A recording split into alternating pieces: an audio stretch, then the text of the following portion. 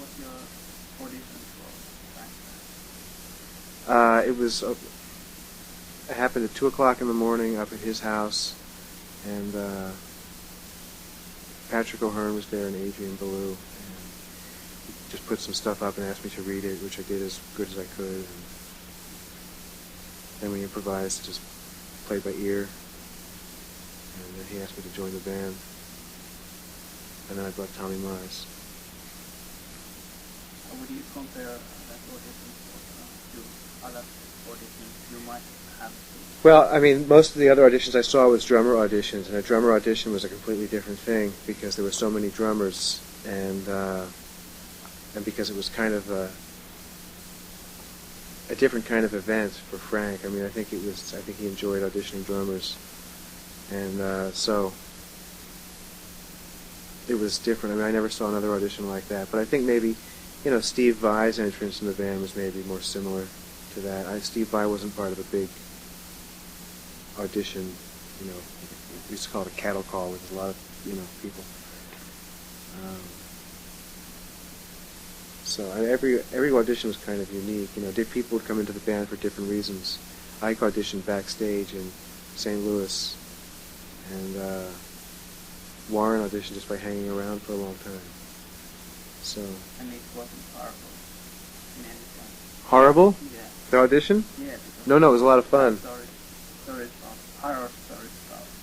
Well, yeah, I would never want to have to be a drummer and do one of those kind of auditions because I don't have that kind of personality. I mean, to be able to hold up under that, and so I think, yeah. But I mean, this was a lot of fun. What were the most challenging things with Frank? Music? On tour, yeah, on tour or in the studio. Well, Was playing the classical stuff the most difficult thing? no, it's putting it. It's not really difficult. It's just the biggest challenge to put it all together and to try to cover as much sound as possible from being one percussionist in the group, and make it all happen live, where you can get to things in time and make sure that the gong mallet is in place. So when you're done with the xylophone, choreography was kind of the biggest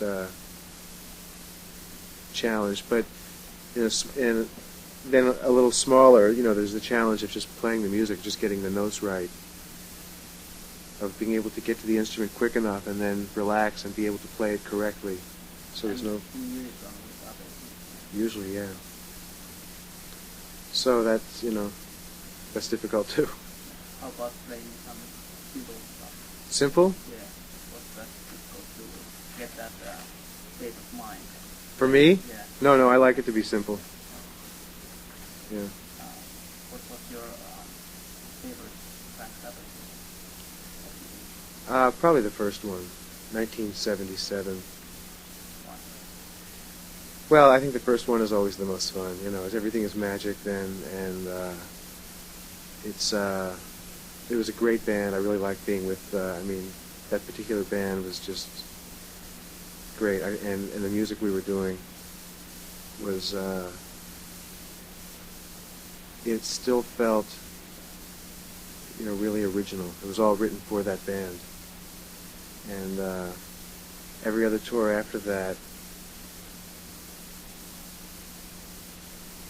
Every other tour after that was there was some stuff written for the bands, but it was also playing a lot of stuff from the past, and a lot of the stuff was beautiful. But for me to play Inca Roads or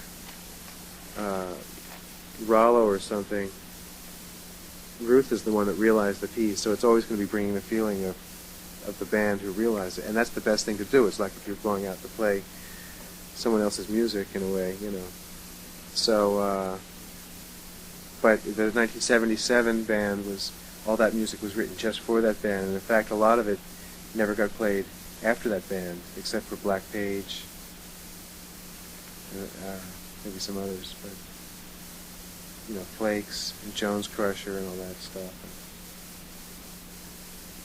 So That's kind of rock and roll. Yeah. But no. For many musicians say that the 88 tour is the best. Well, it depends, but it depends what you like. You know, I mean, for me, what I like isn't necessarily what somebody else likes. I like the feeling of it. Someone else might like the complexity of the musical arrangements and the diversity. The '88 band knew more than any other band. Knew more material. It was like 11 and a half hours of material that was memorized. But yeah. But you know, it depends what you like. In your opinion, that's what can be in a catastrophe. Well, I don't know if it ended in a catastrophe, but it wasn't. Obviously, it wasn't a good experience. I don't think for anybody. What's your idea of improvisation? How do you continue? Sound. Start with sound, and then listen to what the sound tells you to play, and then play it.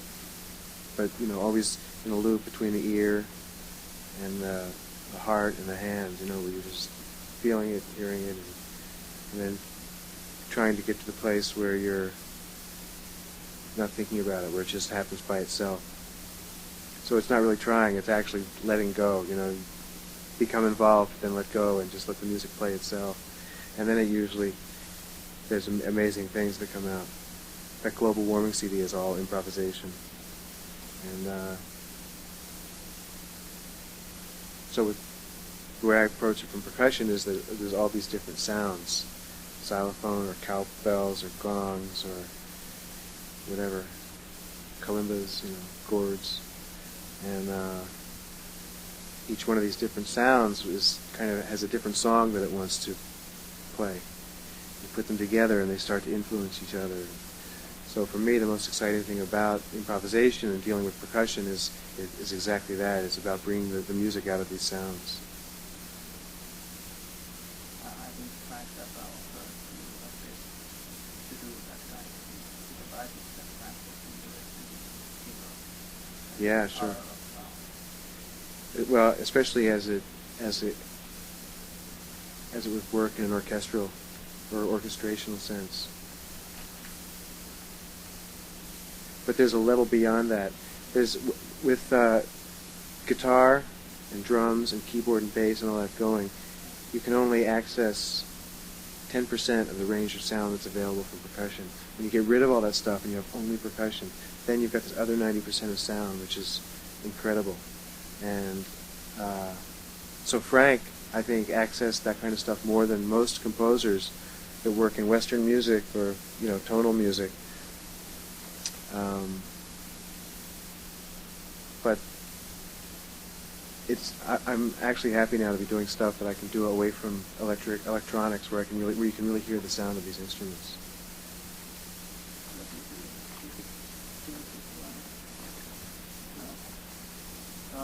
What kind of solo did you actually play for that?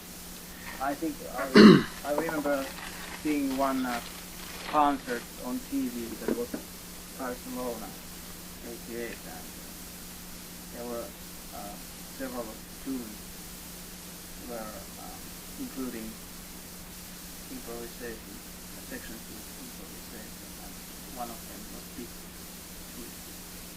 and you played solo. Yeah, there was like group improvisation. Yeah. The whole group is playing a solo. Yeah, that was good. I like that. Solos. Me? Yeah. With Frank? Yeah. I never really felt happy about it because it's just too much sound for me to get over and to solo on top of. I mean, we did some stuff with electric vibes and we did some stuff with combining the sounds, but I don't know. For me, it was easier to function in that music in terms of realizing Frank's vision than it was to express myself within it. My expression of myself is with what I brought to the sense of orchestration as it's seen through Frank's lens. But then when you come time to solo, the feeling of the band was much too heavy and guitar-oriented and really loud, seriously loud and electric, for me to feel like I could ever get it in a place where I liked it and then develop it on top. It was just too much pushing and aggressive feeling. So I never really felt comfortable soloing with Frank's band.